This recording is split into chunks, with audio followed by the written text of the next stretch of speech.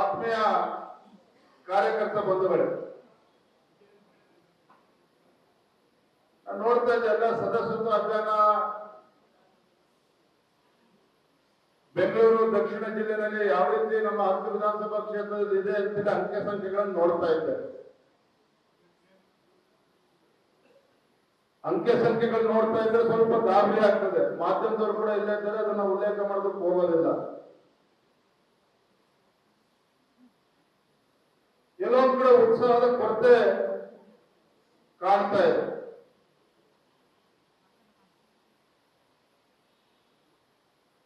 ರಾಮಮೂರ್ತಿ ಅವರು ಹೇಳಿದಾಗೆ, ರವಿಕುಮಾರ್ ಅವರು ಹೇಳಿದಾಗೆ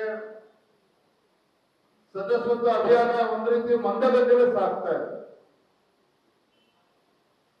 ಬಹುಶಃ ನನಗೆ ಅನಿಸಿದಾಗೆ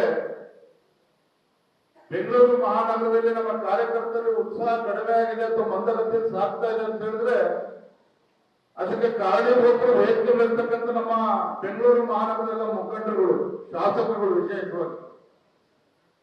ಕಾರಣ ಏನಪ್ಪಾ ಅಂತ ಹೇಳಿದ್ರೆ ತಪ್ಪುಕೊಬ್ಬಡಿ ನೇರವಾಗಿ ಹೇಳ್ತಿದ್ದೀನಿ ಅಂತ ಹೇಳಿ, ಹಿಂದೆ ನಮ್ಮ ಬಿಜೆಪಿ ಸರ್ಕಾರ ಇತ್ತು, ಯಡಿಯೂರಪ್ಪನವರೇ ಮುಖ್ಯಮಂತ್ರಿಗಳಿದ್ರು. ಅವತ್ತೇ ನಾವೆಲ್ಲರೂ ಸೇರಿ ಒಗ್ಗಟ್ಟಾಗಿ ಸೇರ್ಕೊಂಡು ಬಿಜೆಪಿ ಚುನಾವಣೆ ಅವತ್ತೇ ಮಾಡಿದ್ರೆ ಆಗಿದ್ರೆ ಇಂತಹ ಮಂದಗತಿಯ ಪರಿಸ್ಥಿತಿ ಬೆಂಗಳೂರು ಮಹಾನಗರದಲ್ಲಿ ಬರ್ತಾ ಇರಲಿಲ್ಲ. ಸೈಕಲ್ ನಡೆದಿರ್ತಕ್ಕಂಥದ್ದು ಅದು ಹೊಣೆಗಾರರು. ಯಾರು ಹೊಣೆಗಾರರು? ವೇದಿಕೆ ಬರ್ತಕ್ಕಂಥ ಲೀಡರ್ಸ್ಗಳು.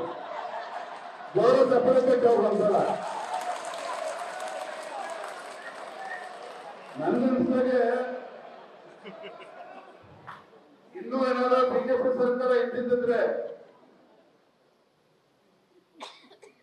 ಬಹುಶಃ ಈಗ ಇದೇ ಪರಿಸ್ಥಿತಿನ ಮುಂದುವರಿಸಿಕೊಂಡು ಹೋಗ್ತಾ ಇದ್ರು.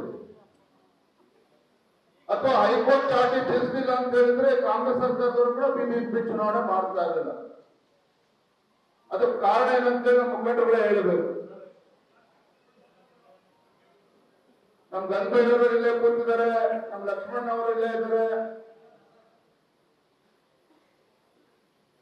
ನಟರಾಜಣ್ಣ ಇಲ್ಲೇ ಇದ್ದಾರೆ.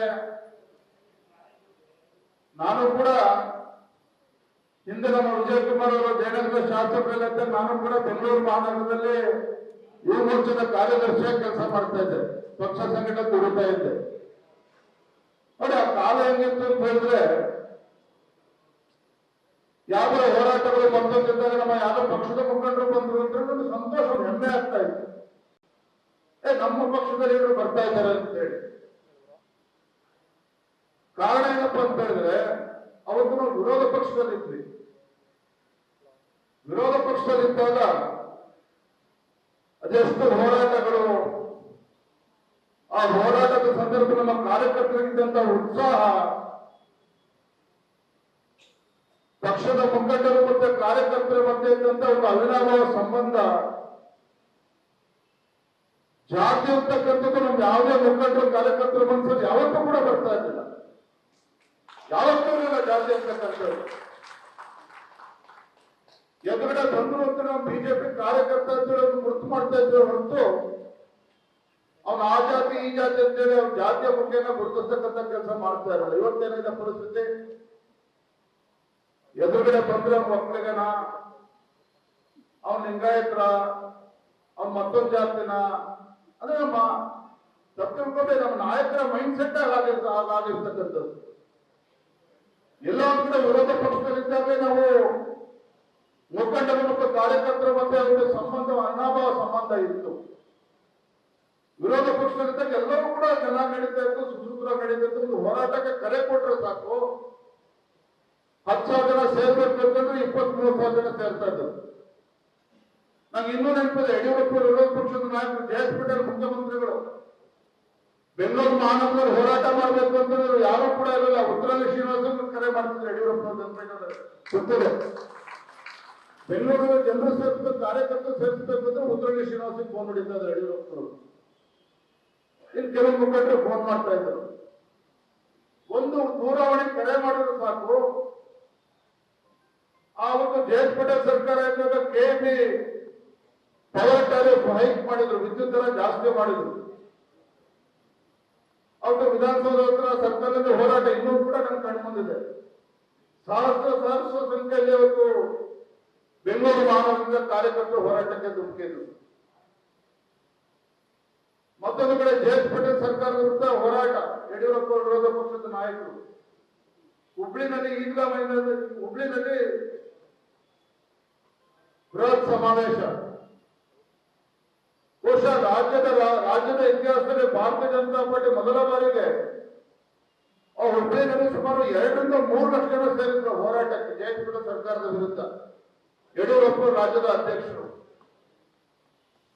ಇನ್ನೂ ಕೂಡ ನೆನಪಿದೆ, ಅಟಲ್ ಬಿಹಾರಿ ವಾಜಪೇಯಿ ಬಂದ್ರು, ಭಾಷಣ ಮಾಡಿ ಹೋಗ್ತಾ ಅಟಲ್ ಬಿಹಾರಿ ವಾಜಪೇಯಿ ಅವರ ಹೆಲಿಕಾಪ್ಟರ್ ಹತ್ತಕ್ಕೂ ಮುಂಚೆ ಯಡಿಯೂರಪ್ಪನವರ ಬಾಜಿ ತಪ್ಪಿಕೊಳ್ತಾರೆ. ಕಾರಣ ಅಂದ್ರೆ ರಾಜ್ಯದ ಇತಿಹಾಸದಲ್ಲಿ ಅಷ್ಟು ದೊಡ್ಡ ಸಂಖ್ಯೆಯಲ್ಲಿ ಭಾರತೀಯ ಜನತಾ ಪಾರ್ಟಿ ಹೋರಾಟ ಯಾವತ್ತೂ ಕೂಡ ಮಾಡಿಲ್ಲ. ಲಕ್ಷ ಸಂಖ್ಯೆಯಲ್ಲಿ ಅಲ್ಲಿ ಅವತ್ತು ಸೇರಿದ್ರು. ರಾಜ್ಯದ ಮೂಲಗಳಿಂದ ಕಾರ್ಯಕರ್ತರು ಬಂದಿದ್ರು. ಯಾಕೆ ಬಂದಿದ್ರು ಅಂತ ಹೇಳಿದ್ರೆ ನಾವು ವಿರೋಧ ಪಕ್ಷದಲ್ಲಿದ್ರು, ಅಧಿಕಾರ ಇರಲಿಲ್ಲ ಗಂಗಬೇರೆ ಮುಖಂಡರು ಕಾರ್ಯಕರ್ತರ ಬಗ್ಗೆ ವಿಶ್ವಾಸ ಇತ್ತು, ಪಕ್ಷದ ನಾಯಕತ್ವದ ಬಗ್ಗೆ ವಿಶ್ವಾಸ ಇತ್ತು. ನಮ್ಮ ನಾಯಕತ್ವ ಯಡಿಯೂರಪ್ಪನವರು ಏನೇ ತೀರ್ಮಾನ ತೆಗೆದುಕೊಂಡ್ರು ಕೂಡ ಪಕ್ಷದ ಹಿತದೃಷ್ಟಿಯಿಂದ ತೆಗೆದುಕೊಂಡಿದ್ದಾರೆ ಅಂತೇಳಿ ಕಾರ್ಯಕರ್ತರು ಪ್ರಶ್ನೆನೂ ಕೂಡ ಮಾಡ್ತಾ ಇರಲಿಲ್ಲ. ಯಡಿಯೂರಪ್ಪವರಿಂದ ಹೆಜ್ಜೆಗೆ ಹೆಜ್ಜೆನೆ ಇಡ್ತಾ ಇದ್ರು. ಯಡಿಯೂರಪ್ಪನವರು, ಅನಂತಕುಮಾರ್ ಅವರು, ಅನೇಕ ಹಿರಿಯರ ಒಂದು ತಪಸ್ಸು, ಶ್ರಮ, ಕಾರ್ಯಕರ್ತರು ಒಂದು ರೀತಿ ತಪಸ್ಸಿನ ರೀತಿ ಹೆಜ್ಜೆಗೆ ಹೆಜ್ಜೆನ ಇಟ್ಟಿರ್ತಕ್ಕಂಥದ್ದು. ಅದರ ಪ್ರತಿಫಲವಾಗಿನೇ ಇವತ್ತು ಭಾರತೀಯ ಜನತಾ ಪಾರ್ಟಿ ದಕ್ಷಿಣ ಭಾರತದಲ್ಲಿ ಇವತ್ತು ಭಾರತೀಯ ಜನತಾ ಪಾರ್ಟಿ ಕರ್ನಾಟಕದ ಹೆಬ್ಬಾಗಿಲು ಅಂತೇಳಿ ನಮ್ಮ ರಾಷ್ಟ್ರೀಯ ನಾಯಕರು ಮಾತನಾಡ್ತಾರೆ ಅಂತ ಹೇಳಿದ್ರೆ ಕಾರಣ ಈ ರಾಜ್ಯದಲ್ಲಿರ್ತಕ್ಕಂಥ ನಿಮ್ಮಂತ ವೇದಿಕೆ ಮುಂಭಾಗದಲ್ಲಿ ಕೂತಿರ್ತಕ್ಕಂಥ ಲಕ್ಷಾಂತರ ಕಾರ್ಯಕರ್ತರ ಪರಿಶ್ರಮದಿಂದ ಇವತ್ತು ಭಾರತೀಯ ಜನತಾ ಪಾರ್ಟಿ ಬಂದಿರ್ತಕ್ಕಂಥದ್ದು.